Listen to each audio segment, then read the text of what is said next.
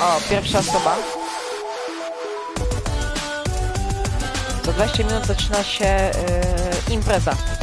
Więc wszystkim mów, że mogą wbić sobie do stylu impreza.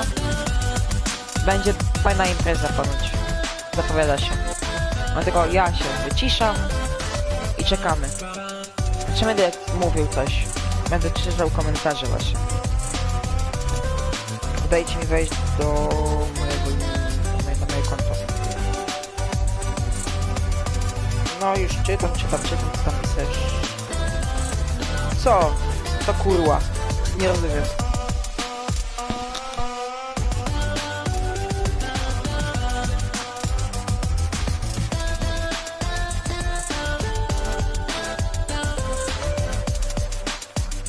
Nie mogę tańczyć. Nie działa mi tu nic. A mogę tylko takie coś zrobić.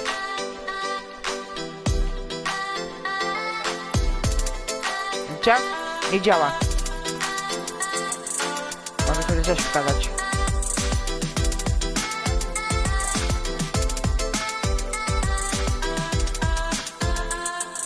Nie, mogę wam zrobić mój opening szafki. No byłem na wakacjach, mordo. I fajnie było. To chyba będzie koncert Dipla. Też jak spodziewam, dlatego ubiorę se skinka, nie tego, Marshmallow. Bo to też DJ. No. I co, lecimy.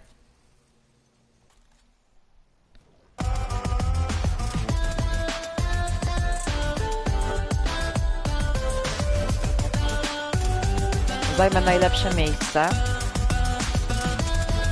I co? Czekamy.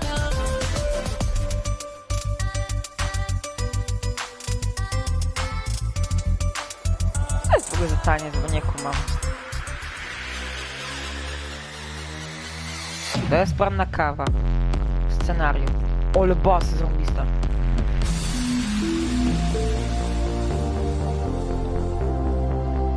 Ja teraz jestem. No to fajnie. Życzę ci dużo, jak to się nazywa? Dużo wrażeń. A gdzie jesteś?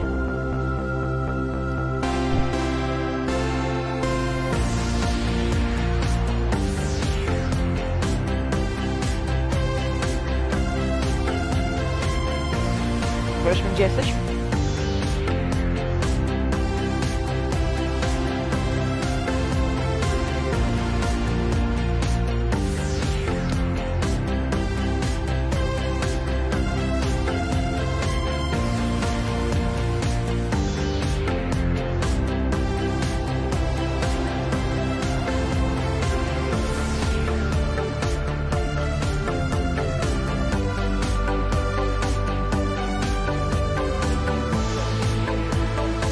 Koło Mielna, Władz. To fajnie. Plaża chociaż ciepła? Mało ludzi czy dużo? Ciepła woda? Sorry, że tak zadaję dużo pytań.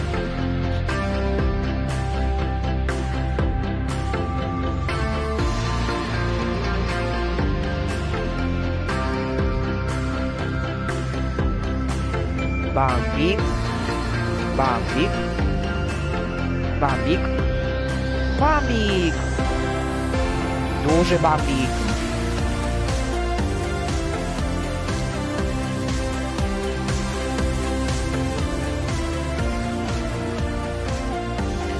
Błagam, jak się nudzisz, to możesz powiedzieć, to coś wymyślimy. Godzina? 41, czyli jeszcze tutaj 10 minut. Czyli jeszcze tylko 20 minut i... co, 20 minut i zaczyna się.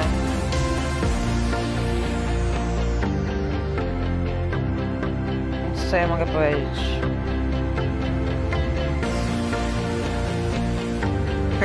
Dobre. Żebyś szoku nie dostał.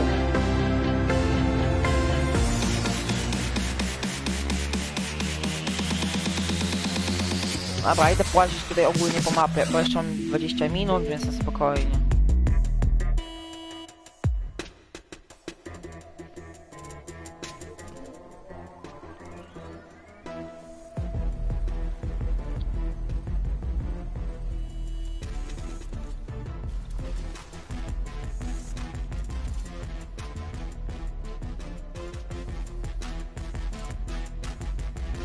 O, tama.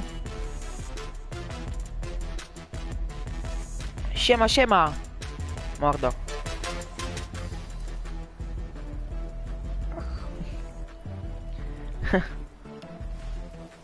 A co się dzieje?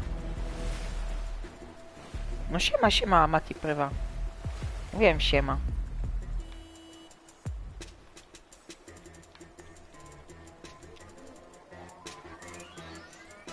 Czy coś zostało włączone? Dodasz? No, ja chyba cię już dodałem, ale mogę ci dodać. Daj swój nick, to ci dodam.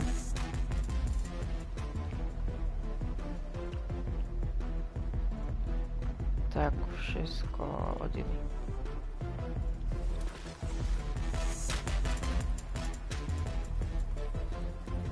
Dodam. Daj nick.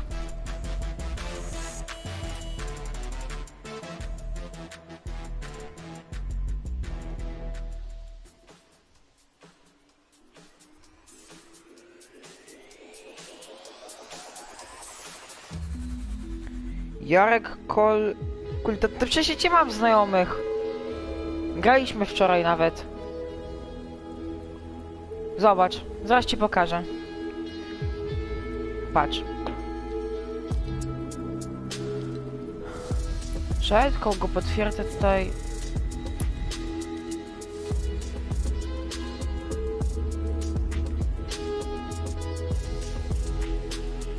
Patrz. Jak? Jarek, tata. No mam cię, czekaj, zaraz zobaczymy. Na J.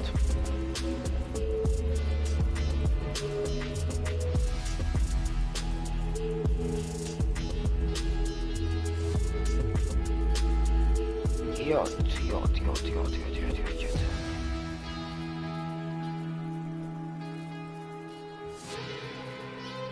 Zaraz cię znajdziemy może. Dobra, mniej więcej, ale wczoraj graliśmy, więc mam cię. No właśnie.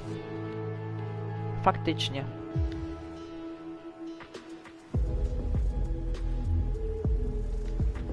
Kurde, nie można tu wejść. Masz IG, Instagrama? O to ci chodzi? Instagrama, czy jak?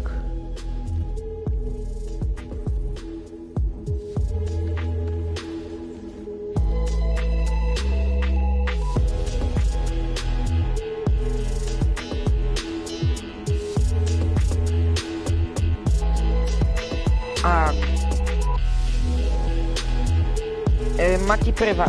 Znaczy, ja dzisiaj tak kończę zaraz, bo moja mama przyjeżdża, będę jej pomagał. Wieczorem nie zagram, bo bo nie mogę, więc jutro ewidentnie rano, bo teraz będzie live, impreza.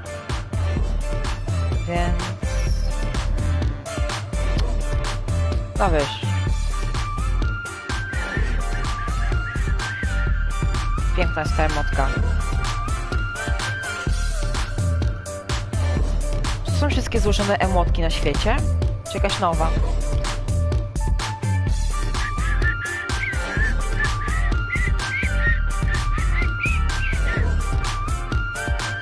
Mam Instagrama, mam. Mam Insta, co?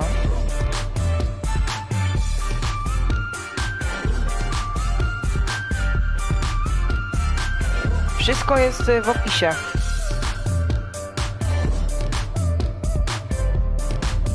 Wszystko masz w opisie. I mój Instagram, jak się nazywa. Linka wam nie podałem, ale to jest moja nazwa. Tam jest po prostu moje zdjęcie profilowe jak na YouTubie.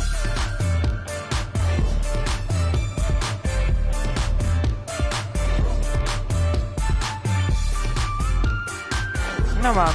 No, widzisz. O Jezu, i spadłem. O właśnie, mam teraz czas z wami pogadać. Tak bardzo rzadko z wami gadałem, to teraz mam czas. To wejdź na mój... no... już wchodzę. Szukaj...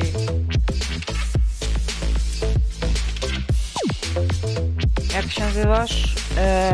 Czekaj. Jeszcze raz. Skopiuję sobie to. Szymek 19.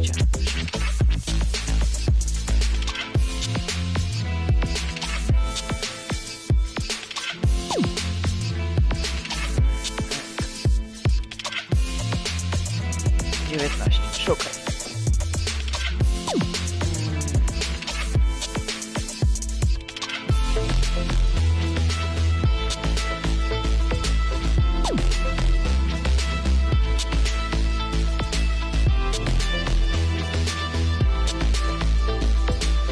Czy to ty masz zdjęcie na krosie? Ty masz zdjęcie na kresie? Na krosie, takim motorze, czy masz zdjęcie? To te?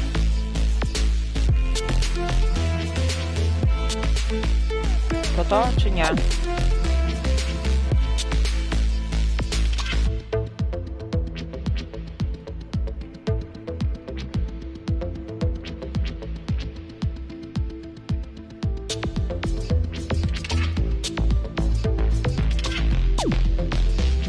Tak, no to cię zaprosiłem.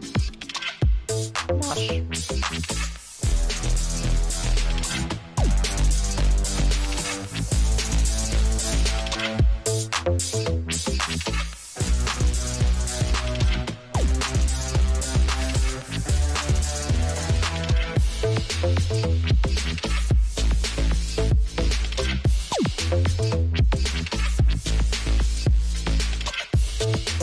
Jakiego linka? Gdzie tu masz?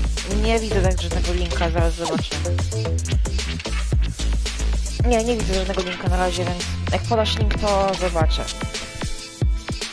Wiecie, ja mam na chwilę Z2, piszcie i ja będę pisał na czacie z wami. Ja mam będę gdzie indziej, będę z wami pisał na czacie, ok?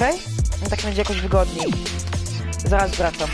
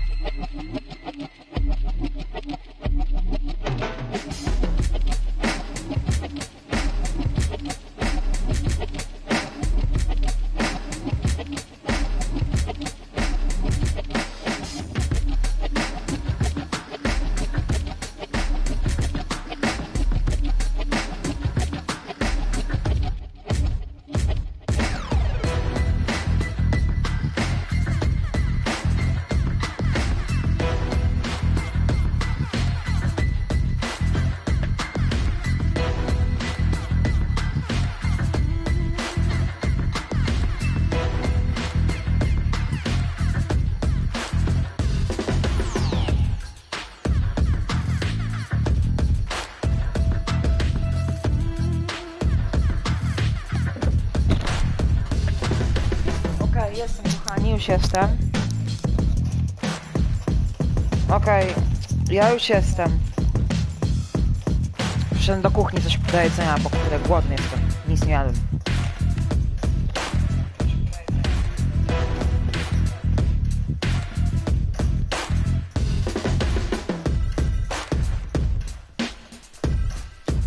Mówię ci. To będzie impreza tego typa,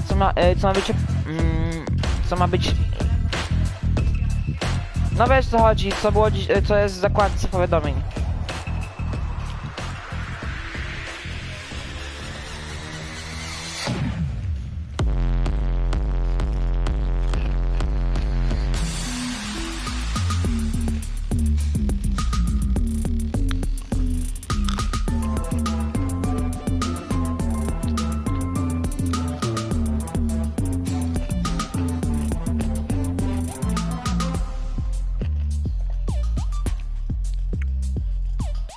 Nie jesteś debilem.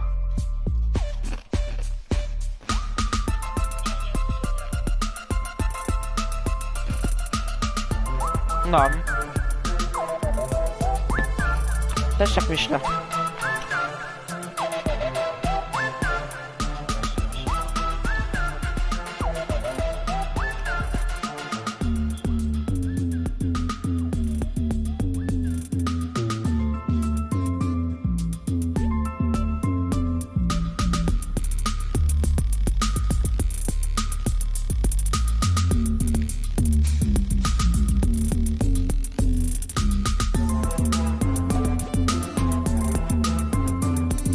Nice.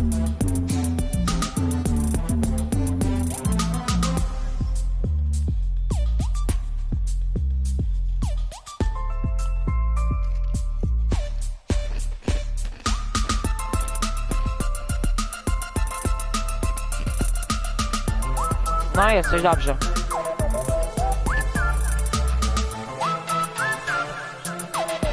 Dal.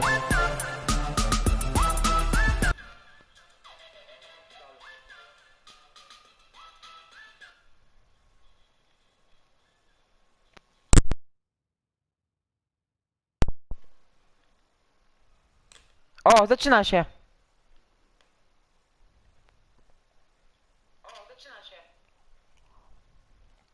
Duży ekran mówisz?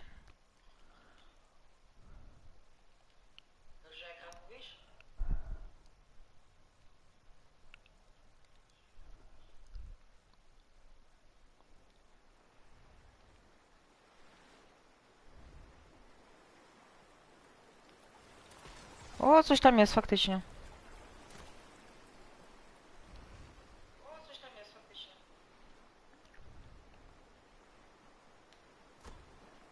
Lecimy, mordy.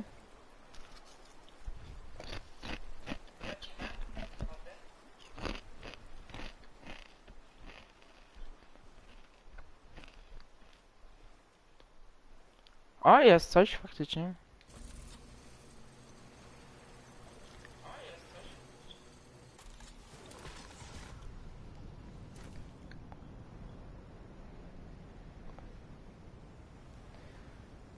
O, starts in, zaczyna się.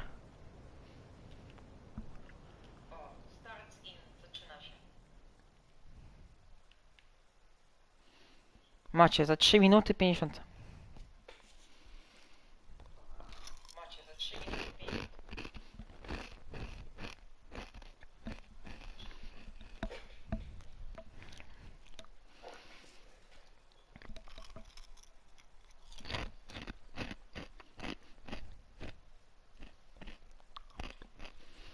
Co? Zaraz, bo ogólnie chcę to zobaczyć, nie chcę tego przegapić. A ten z wami gadam. Ten z wami gadam i jakby szkoda mi będzie tego, że...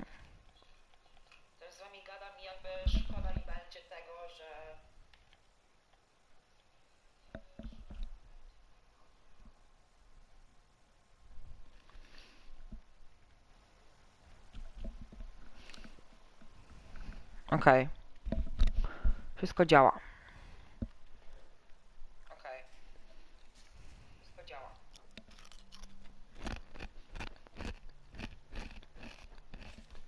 Zaraz wejdę, okej? Po tym koncercie obiecuję, że wejdę. Zaraz wejdę, okej? Po tym koncercie obiecuję, że wejdę.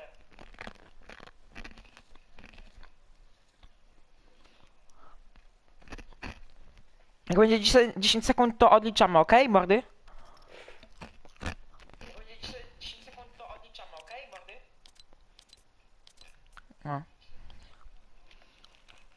A kogoś chcecie, żebym dodał, to możecie mówić, to ja dodam.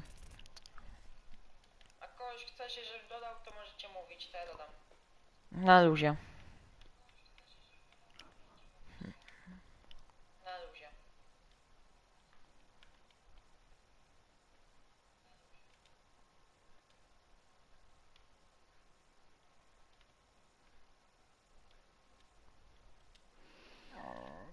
Przepraszam.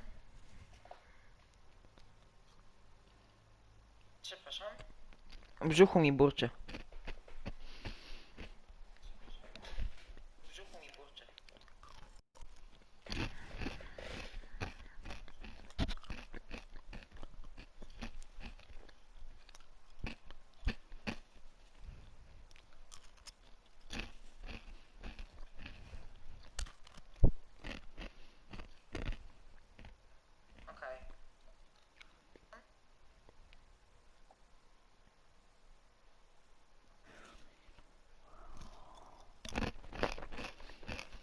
No, kto co napisał?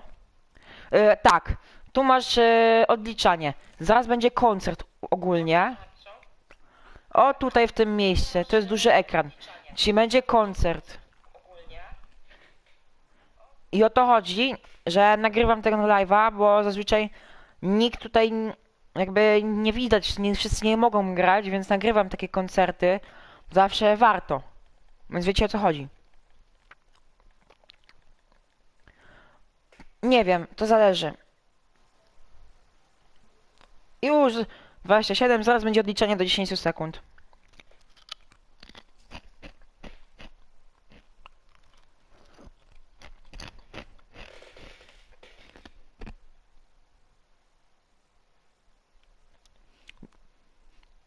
Dziesięć, dziewięć, 8, 7, 6, 5, 4, 3, 2, 1 i start.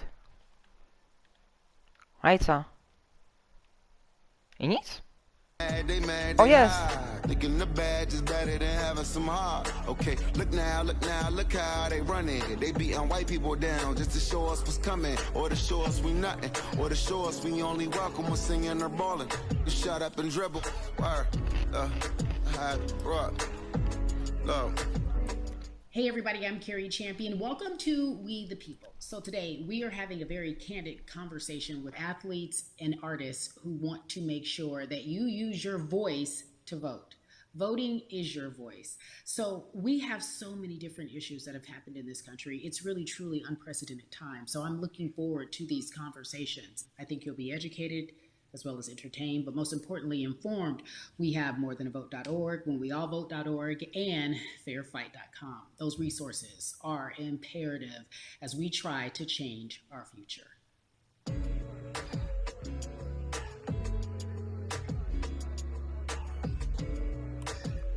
Yeah, la la. There's no way that we can talk about hip hop, or even the fact that we want to talk about activism, black voter suppression, without bringing in this guy straight from Port Arthur, Texas. We are talking about Bun B. He is an activist, a scholar, and an all-around gentleman. Thank you so much for spending some time with us. Bun, I don't want to start heavy, but I guess I have to, because that's where we are in the world today. It's heavy as hell. And when you think about what needs to happen in this country in terms of change, what's the first thing that you think of? Equality. That's pretty much the first thing that comes to mind, right? Black people need to be seen as equals in this world. You know, we had to fight just to be recognized as a full citizen in this country and not 3/5. The world is now To na dole macie tłumaczenie jakby coś. in the culture and in the community. The one way that we can fight is obviously voting. Talk to me about what voting means to you. I hear people all the time talking about one vote doesn't matter and that voting doesn't make a difference. If that's true, why do they work so hard to suppress the black vote? Because they understand the power of the vote. And so it's time that black people collectively also understand the power of their vote. And not just on a national level, because a lot of times we only have this conversation every 4 years. People need to be very much involved in their local politics. They need to understand who their elected officials are, where they stand on issues that affect you. And you need to use your vote to either support the ones that care about you and your condition, or to elect people who do. A newer initiative that we're dealing with is educating felons, right? So in the state of Texas, if you're a felon, right, if you've been to jail or to prison, but you're no longer on probation or parole, you have the right to register to vote. Another thing that was just brought to my attention, there's an initiative called Orange, which is happening not just in Houston, but all over the country. If you're in jail currently during pretrial, but you have not been convicted, like you're still in jail waiting for your day in court, you are still eligible to vote. And you said something so key. They work so hard to hope that we stay uninformed, but more importantly, to suppress the Black vote. If you could do one thing with this message that we're trying to send today about how important voting is, what type of images would you like our people to understand and see when they go to these polls and vote, or when they cast their ballots? I think the images that we've all seen, you know what I'm saying, for decades in this country, if not centuries in this country, we've seen Black people oppressed. We've seen Black people attacked. So every time you look back and you see those old black and white images of people of color being attacked by dogs and people of color being sprayed with hoses, that's what they were fighting for. Back then, they were just fighting for a chance to vote. People like Martin Luther King Jr., people like Malcolm X, these people died to help us be in a position to have the power that we have now, which is to be able to cast a vote and make a decision about the people that have controls over our lives. So, I mean, if you in your own community need a reason to vote, look at a person like George Floyd. If the people in your city are not open to police reform, are not open to having a conversation about defunding the police, are not open to issues concerning economic equality, judicial equality, and racial equality, right? If they're scared to say Black Lives Matter, people in those positions who do believe that Black Lives Matter, who do believe in racial equality, economic equality, judicial equality, right? Who see us as human beings. And if the people in your community don't feel that way, vote them out. It's that simple. It's just vote them out. We don't have enough time to sit around and hope that people change their minds. Yeah, Bumpy, you point out something so important. We have the power, and that is in our vote, and that is with our voice, and that's how we use our voice. I think of where we are right now. People say this is a particular moment, but it is a movement, not just a moment. It is a movement.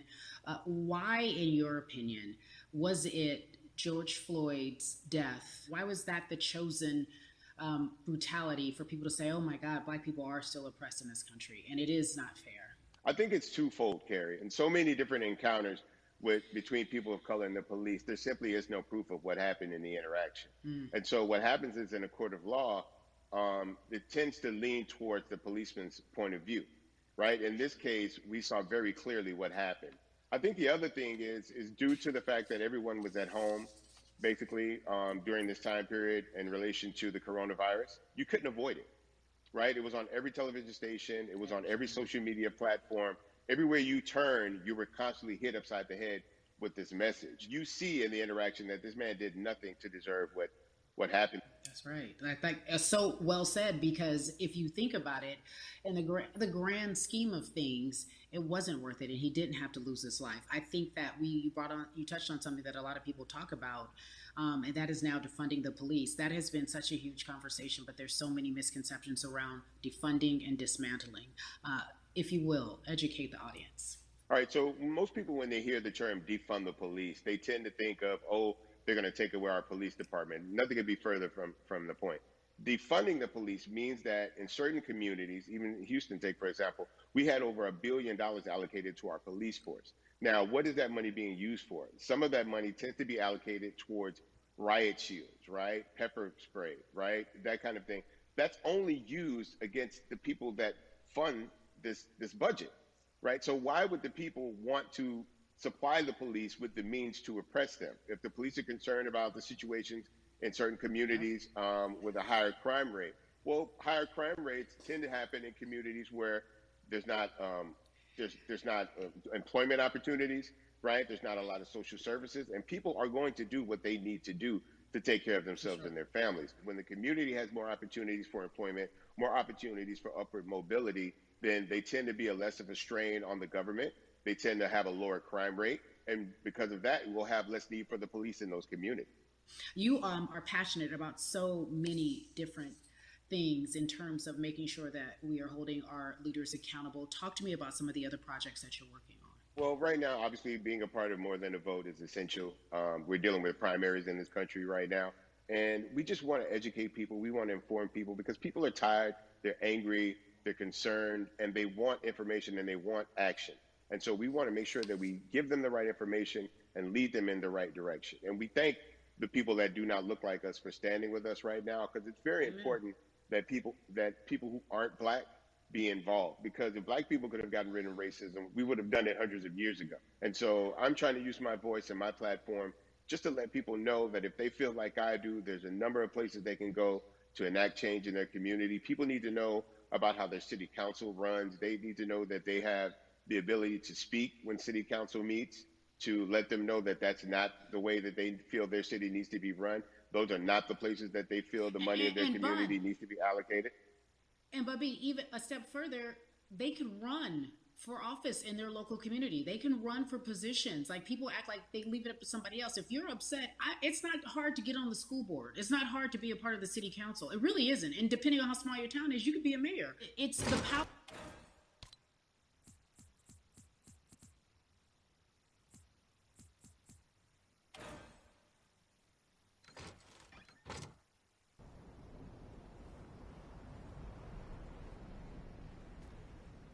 That led to her son's death. And so what did she do? She ran for city council, and she was elected to city council. Our own former president, 44, Barack Obama, right, started in the community as an activist, ran for an elected position, became senator, ran for another elected position, and became president of the United States. So don't think that you can't make a difference. You know what I'm saying? You don't need a lot of money. You don't need a lot of power. Your voice is enough to make a difference. Amen. I feel like I need to go out and run for something. You gave me a rousing speech there, sir. I'd be remiss if I didn't ask you this. When I talk to my brothers, I have to ask you, as a black man, how are you doing? Are you okay? I'm good. I'm good. I have a very strong relationship with God, so prayer definitely works for me. I have children and grandchildren who are watching me, who are encouraged by what I do, and they're proud of me right now, and that's really what matters. The change starts at home, so as long as you have a support system that believes in what you're doing and supports you in what you're doing, you have everything you need to go out there and fight the good fight. And for those that don't, there's a community of people here to help you. So you can go to places like morethanavote.org. There are many different places that will encourage you, inform you, and they will put you with groups of people that feel like you, that are ready to take action. So no one has to go about this alone if they want to do it. Yeah, we're stronger together. People have been saying it, but that has much more meaning now that we are in our movement, not just this moment. Bumby, it has been an education, always a pleasure. Thank you so much. I appreciate you. Keep fighting the good fight. Keep up the good fight.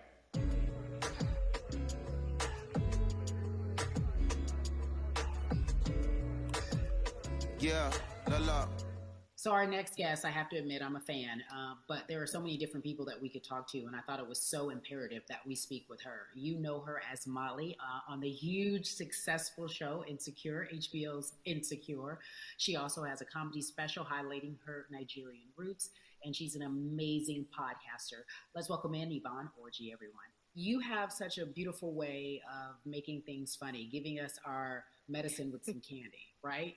The humor and the healing. You bring all of that to your space. And right now, as you look across this country and how everyone is so broken and so upset, if it's not social injustice, it's the pandemic, it's depression, it's unemployment, the list goes on and on. How are you doing, quite frankly?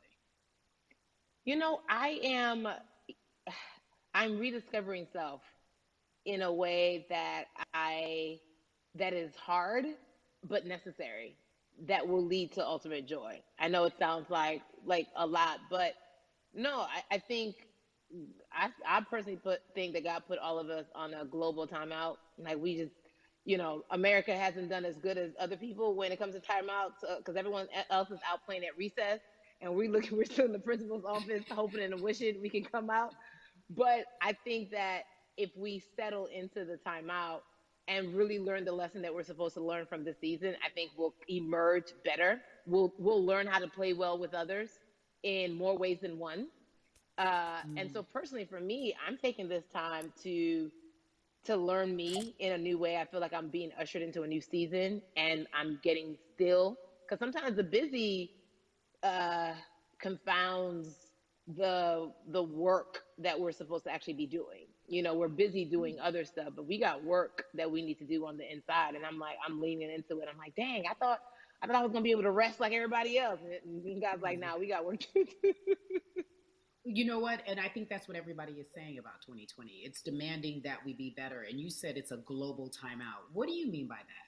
Yeah, it's like everyone sit down, be humble, to quote the great prophet Kendrick Lamar. Uh, but like, no, seriously, sit down and let's reevaluate some things. Let us unearth and shake up the things that we have been trying to hide within ourselves, within our nation. I think America is going through an unraveling right now, a much needed, a much necessary one. And I think all eyes on us, right? There is no, oh, I was on the subway for an hour, so I didn't miss that thing that happened. No, everybody was home. Everybody, was watching when George Floyd died, and everybody, no one could hide it. Everyone was watching when Amy Cooper called the cops. Like, this is a time where it's like, oh, we can't pretend it away. We can't excuse it away. No, no, no, no, no. It's a global timeout. Sit down, watch, and let's learn. And globally, it's like, hey, we were going business as usual, but it ain't usual no more. Like that's old. Anytime change occurs, it's very uncomfortable. And so right now we're sitting with we're getting we're getting comfortable with the uncomfortable. The minorities, we've been comfortable with being uncomfortable because that to me explains just the existence for whatever we want to do, how we break into our careers, how we live our lives, how we find ourselves one of the few or one of the first. And that's a lonely road. When you look at, and when you talk about this global timeout, everybody had to pay attention to Amy Cooper, everyone had to pay attention to George Floyd. How is that helping us as a people, as a country, during our global timeout? I think, well, one, we're not minorities, Carrie. You already know it. It's like these labels that they put on us. It's Yeah. like the same way of saying like black on black violence. Also, there's no white on white violence. It's branding, Yeah, right? great. It's all Yeah, branding. you're right. You're And it's right. like white people kill white people every single day. So no, there is no black on black violence. And if you say black on black violence, well then let's brand white on white violence. Like I watch Mhm. Investigation Discovery. Ain't too many of us being featured. so, I just even like to answer your question, what does that do? I think what everyone expected is what has happened in the past when the world was still open, right? In that, okay, you had everyone from Trayvon Martin to Castillo to Sandra Bland. You had all of these lives lost, and black people made some noise. We rioted, we got out in the streets, we started the Black Lives Matter movement, all of those things. And then white people kind of just like, oh, let's give them something.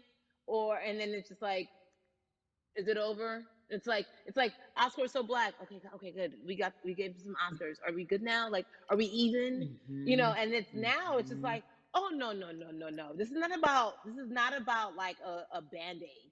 It's like, yo, we might have to amputate the leg a little bit, but it's all right because we're gonna by amputating the leg, we're gonna save the body. Yeah. And so I think that's what's happening now. Like America is realizing, like, oh, black people aren't just making a little bit of noise. Like the protests are still out, the conversations are still being had, the change is still being demanded. And I think they're seeing, oh, this is not going no way. And no, it's not, because we need systematic change. What a beautiful way to explore what is happening and describe our country. We might have to amputate the leg, but that's to save the body. That's what's happening right now. That's beautiful, Yvonne. And to that end, I have to ask you this because the way that we do that, we use our voice. And our voice right now in this world, in this country, is our vote.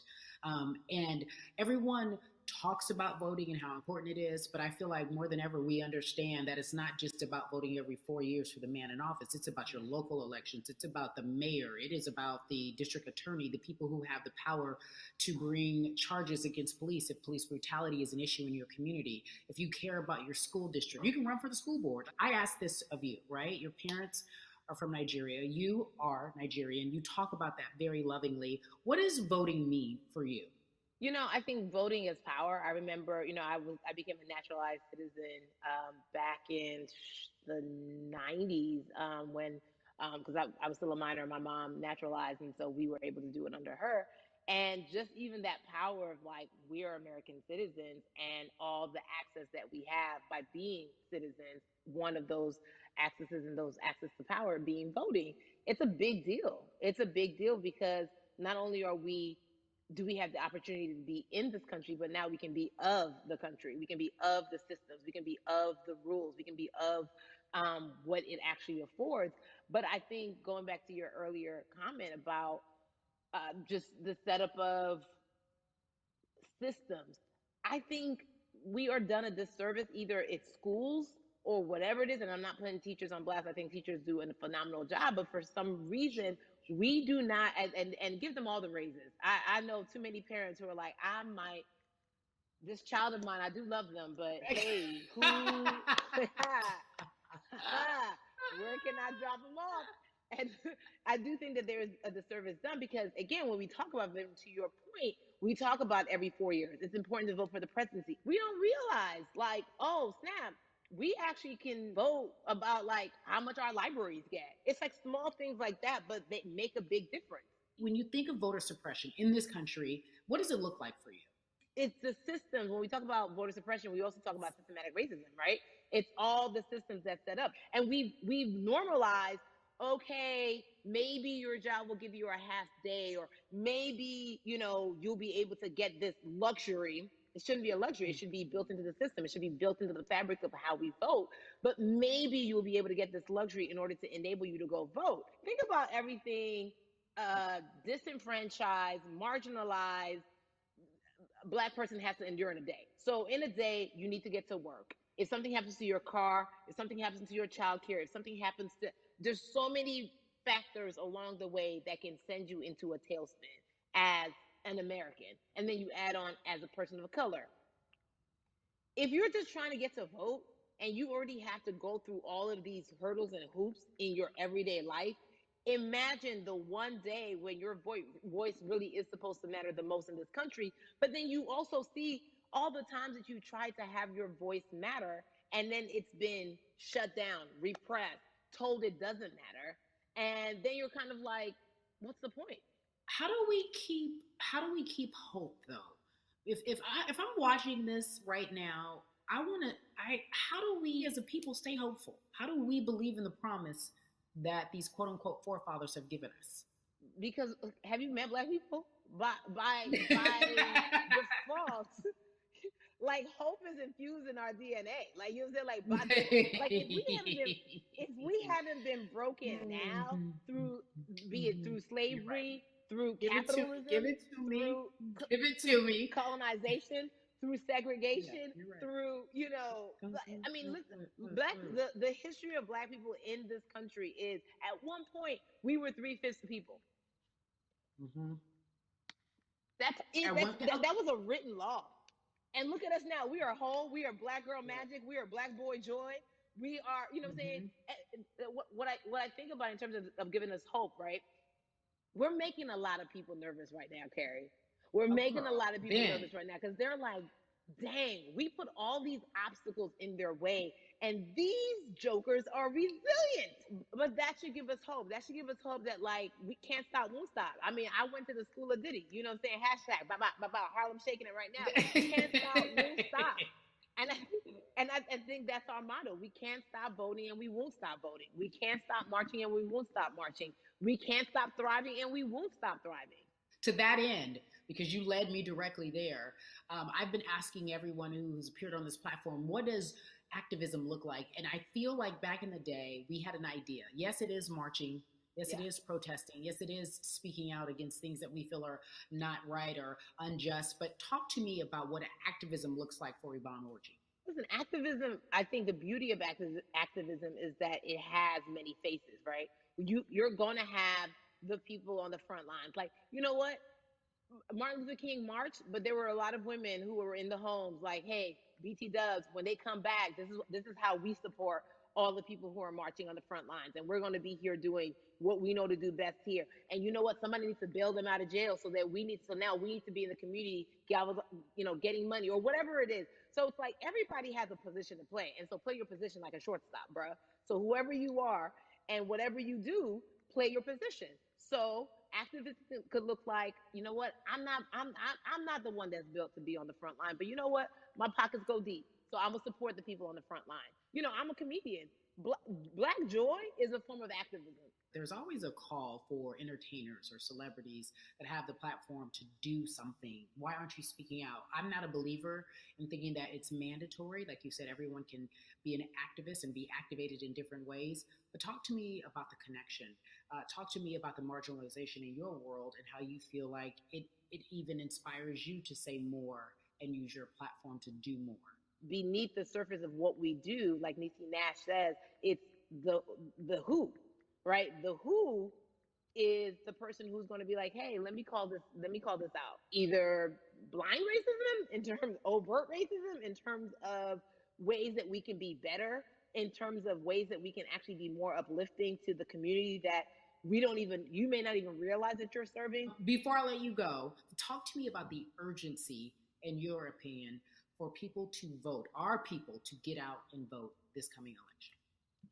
Yeah, I mean, guys, guys, guys, if you think you're tired now, I'm telling you right now, we cannot take this sitting down. We can't take this jokingly. I understand that it may be hard to figure out who to vote for,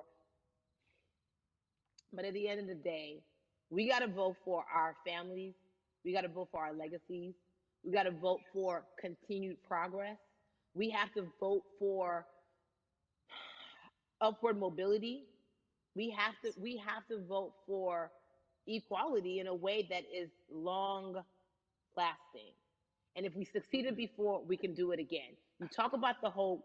This is the time. This is not the time to give up. This is not the time to pretend a way that we haven't made progress. We have. There's still much more to be done. And you know what? We might have to get to a point where we pass the baton to our children and our children's children, but we still have work to do now for that generation. Von Orgy, you are everything. You are Molly, but you are not Molly. But I love you so much as Molly on HBO's Insecure. You are an amazing podcaster, Jesus and Joloff. Shout out to Lovey. And then we also have movies. Like you, the world. You're a model, a cover model. Also, wait, don't let me forget your hugely successful